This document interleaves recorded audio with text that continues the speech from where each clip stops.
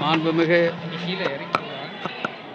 தமிழ்நாடு முதலமைச்சர், திராவிட முன்னேற்றக் கழகத்துடைய தலைவர் தளபதி அவர்களுடைய பிறந்தநாளை முன்னிட்டு நலத்திட்ட உதவிகள் ஈரோடு தெற்கு மாவட்ட கழகத்துடைய சார்பாக அனைத்து இடங்களிலேயும் வழங்குவதற்கான ஏற்பாடு செய்யப்பட்டிருக்கிறது. நாளைய தினம் கோவையில் ஒவ்வொரு பூத்தினுடைய BLA 2, BLC, BDA இப்படி அனைவருடைய கூட்டமும் கோவையில் வைக்கப்பட்டிருக்கிற காரணத்தால் இன்றைக்கு நாங்கள் ஒரு பள்ளியிலே மட்டும் இந்த நலத்திட்ட உதவியை துவக்கி இருக்கிறோம்.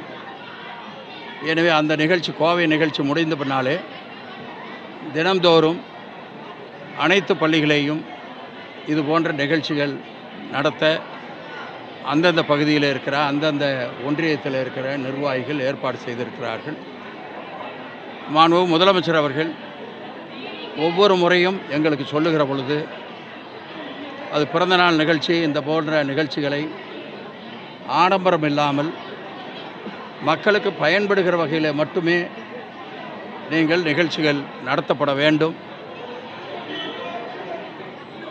பிறந்தநாள் நிகழ்ச்சியை நடத்த வேண்டும் என்ற எண்ணம், அந்த எதிர்பார்ப்பு எனக்கு எப்பொழுதும் இல்லை.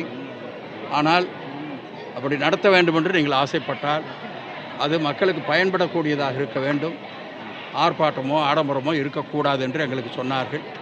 எனவே அந்த அடிப்படையிலே இன்றைக்கு குழந்தைகளுக்கு, அதுவும் திண்டல்ல, ஏன்னா திண்டலில் இப்பொழுது குடமுழுக்கு விழா நடந்து முடிந்தது. அதே போல் அந்த உயரமான முருகர் சிலைக்கும் அடிக்கல் போடப்பட்டிருக்கிறது. எனவே ஏறத்தாழ ஒரு மாத காலமாக இங்கே நிகழ்ச்சிகள் ஒரு விழா கோலமாக நடந்து கொண்டே இருக்கிறது. எனவே முதலிலே திண்டலில் இருக்கிற அந்த குழந்தைகளுக்கு இந்த நலத்திட்ட உதவியை கொடுக்க வேண்டும் என்று எங்களுடைய நண்பர்கள் சொன்னார்கள். எனவே அந்த அடிப்படையில் இன்றைக்கு இங்கே இருக்கிற ஏறத்தாழ 1000 குழந்தைகளுக்கு இங்கே கொடுக்கப்பட்டிருக்கிறது.